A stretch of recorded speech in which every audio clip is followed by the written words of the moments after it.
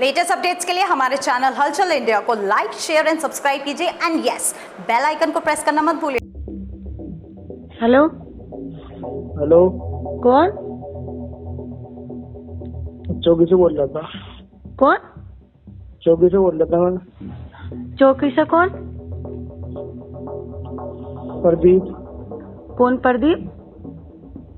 ये आपकी गली में रहता हूँ। अच्छा, हाँ बताइए। और लाखन ने कोई वीडियो भेजी थी आपकी।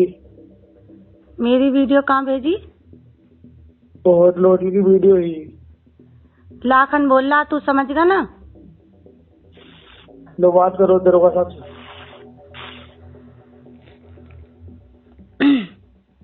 तो दरोगा साहब बात करिए। हेलो। हेलो, हाँ जी। हाँ बताइए। वो आपकी वीडियो भेजी थी होगी हमने लड़के ने। तो वीडियो भेजने से उसका क्या मतलब है? मैं कोई बात ना, वीडियो भेजिए, मुझे इस बात से कोई मतलब ना। मेरा फोन आदमी कर रहा है। सुनो मेरी बात, आप पहले मेरी सुनो। हाँ बताओ। मैंने आपकी वीडियो देखी थी, आप उस पर दबिश डाली लड़के पे। अच्छा, काय की दबिश डाल ली हूँ मैं? तुम जो कह रही हो कि उसने रिलेशन बना रखे हैं, कि आपके रिलेशनशिप नहीं थे? तो मेरे रिलेशनशिप है तो मैं कौन सा मना कर रही हूँ? मैं तो शादी करने के लिए कह रही हूँ इससे। मेरी वीडियो दिखा रहा है तो कोई बात ना। मेरे तो आदमी मुझे छोड़ रहा है, मैं तो शादी करने के लिए बोल रही हूँ इससे। तो ठीक है, आप डिवोर्स दीजिए कल को। ठीक है, कोई बात ना, मैं डिवोर्स दे दूंगी कल को, पक्का डन। कल को अपने बच्चों को और अपने आदमी को छोड़िए। बच्चों को ना छोड़ने को, बच्चे लेकर जाऊंगी। बच्चे क्यों छोड़ूंगी मैं? उसकी भी ये शर्त है, अपने आदमी को और अपने बच्चों को छोड़िए। अच्छा, ये तुम्हें सिखा के बात करवा रहा कि इससे ऐसा क्या? पुलिस वाले ना हो तुम, समझ गए ना? आप अभी आ जाइए चौकी पे ही। ठीक है, तो चौकी पे ही आ रही हूँ मैं, टेंशन क्यों ले रहे हो? चलो जी आओ। जिला अधिकारी कार्यालय में एक महिला एक फरियाद लेकर आई है, जो कि आरोप लगा रही है कि उसके साथ बलात्कार हुआ है और शादी का झांसा देकर ये बलात्कार किया गया है। अब किस तरह का ये प्रकरण रहा है, किस तरह से ये हुआ है, आप जो यहाँ पर फरियाद लेके आए हैं, ये किस तरह की फरियाद है? और जैसे कि आप आरोप लगा रहे हैं कि बलात्कार हुआ, किस तरह से शुरू हुआ ये? शरीर को मेरे को 2-2.5 साल से बहुत परेशान कर रहा था, मुझे ब्लैकमेल कर रहा था। इसने मेरे घर आके तमंचा रखा मेरे सर पे। मैंने जब इसका विरोध किया तो इसने फिर ये कहा कि मैं तेरे बच्चे को और तेरे पति को मार दूंगा। मैंने ये कहा कि उनका क्या दोस्त है, तो उसने बोला कि मुझसे रिलेशन बनाएगी, होटल में चलेगी। मैंने कहा मैं नहीं जाऊँगी होटल में। फिर ये मेरे घर अगले दिन आया तो छुरा लेके आया। फिर इनने मेरे पर मारपीट करी। फिर मैं इसके पास साथ अगले दिन चली गई। फिर इनने मेरी वीडियो बनाई। फिर उनको मुझे जब से ब्लैकमेल कर रहा है, मुझे धमकी दे रहा था कि वायरल कर दूंगा, वायरल कर दूंगा। जब से मुझे धमकी दिया जा रहा है और मुझे शादी का भी झांसा दिया इसने। मेरे पति को भी मारने की धमकी, मुझसे भी बोला कि मार दे। मैंने कहा मैं अपने पति को क्यों मार दूं? मैं नहीं मारूंगी अपने पति को बिल्कुल भी। जिस वक्त की आप ये घटना बता रहे हैं कि तमंचा लेकर आया, छुरा लेकर आया, आपने पुलिस में शिकायत की इस चीज की? सर मैंने नहीं की, मैं रेंट पे रहती हूँ, 2 मेरे बच्चे हैं। मुझे अपने बच्चों के बारे में सोचना था, मुझे अपने पति के बारे में भी सोचना था। अगर खुदा न खास्ता ये ऐसा काम कर देता तो मैं तो किधर की भी नहीं रहती, मैं कहाँ जाती। मतलब उसने धमकी दी और आपको डराया धमकाया, तमंचा दिखाया, छुरा दिखाया, तो आप इसके बुलाने पर वहां पर चली गई? मैं इसके बुलाने से चली गई, इस डर के मारे कभी ये मेरे बच्चों को, मेरे पति को कुछ ना कर दे। डर की वजह से मैं चली गई इसके साथ।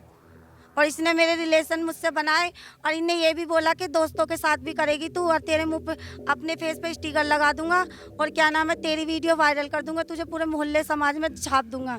उसने ये बोला मुझसे। तो लगभग कितना समय हो गया इन बातों को? इनको 2-2.5 साल हो गए। 2-2.5 साल से मेरे साथ रिलेशन बना रहा है, यही ब्लैकमेल कर करके मुझे।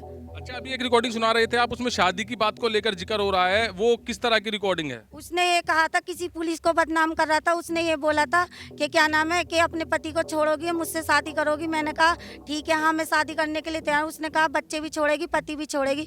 मैं क्यों अपने बच्चे छोड़ूं, क्यों मैं अपना पति छोड़ूं? क्या मेरे पति नहीं है? मुझे तो जब से ब्लैकमेल करे जा रहा था वो। ये पुलिस को किस तरह से बदनाम कर रहा है? पुलिस को ये कह रहा था ये पुलिस वालों से बात कर ले, ये पुलिस वाले बोल रहे हैं, पुलिस का नाम ले लेकर पुलिस को बदनाम कर रहा है। और जहाँ भी मैं जा रही हूँ मेरी कोई सुनवाई नहीं हो रही, कोई नहीं सुनने। शादी की बात क्यों आ रही है? शादी की जब आपके साथ वो आप बोल रहे हैं कि जबरदस्ती की है, आपके साथ ब्लैकमेल किया है, धमकी दी है, तभी आप उसके पास गए हैं, तो फिर ये जबरदस्ती वाला मामला कहाँ से आ रहा है? ये 7 तारीख को मेरे घर पे आया था, मुझे तब भी ये मारने आया था। मुझे मार के गया, मेरे हाथ चांटे भी मारे, गला भी घोटा, मुझे दीवार में भी दे के मारा। फिर ये मेरे पति को मारने गया। इनने कहा अगर तू किसी से बताएगी तो मैं तेरे पति को मार दूंगा।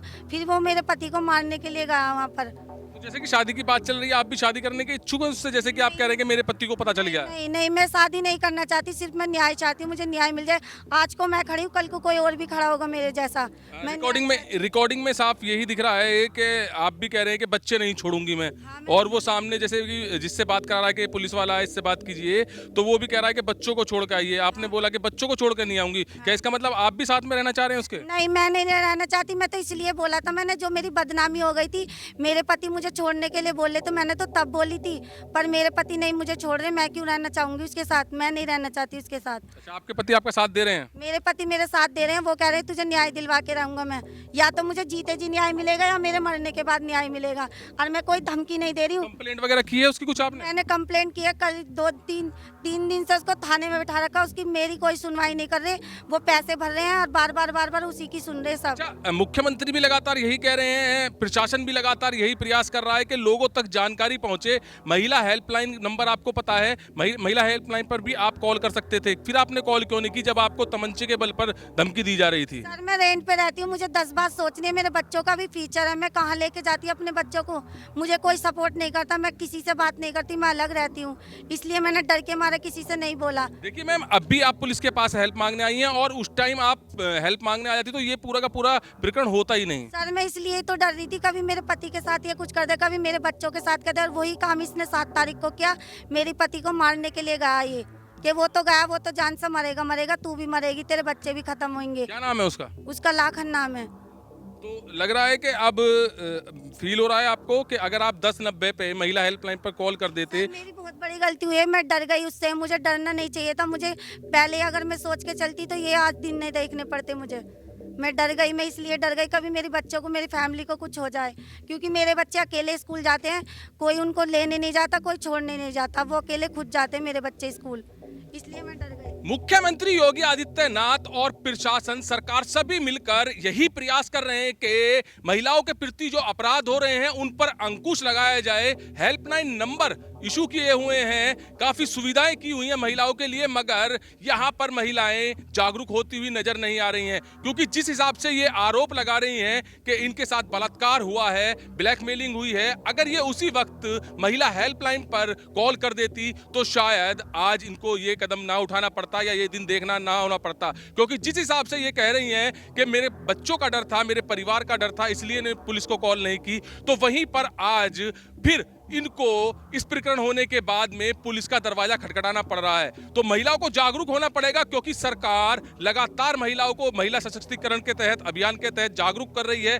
महिला हेल्पलाइन बता रही हैं, जितनी भी हेल्पलाइन सरकार द्वारा दी गई हैं लोगों की मदद के लिए, उनके बारे में समझाया जा रहा है, रोजाना बताया जा रहा है, मगर महिलाएं अभी बिल्कुल भी जागरूक नहीं हो रही हैं, जिसका आरोप यहां पर लग रहा है कि इनके साथ बलात्कार हुआ है। अब ये जिलाधिकारी के पास आए हैं फरियाद करने के लिए। देखने वाली बात होगी कि किस बात में कितनी सच्चाई है, ये किस तरह से साबित हो पाएगा। कैमरामैन जगवीर के साथ सुशील शर्मा, हलचल इंडिया।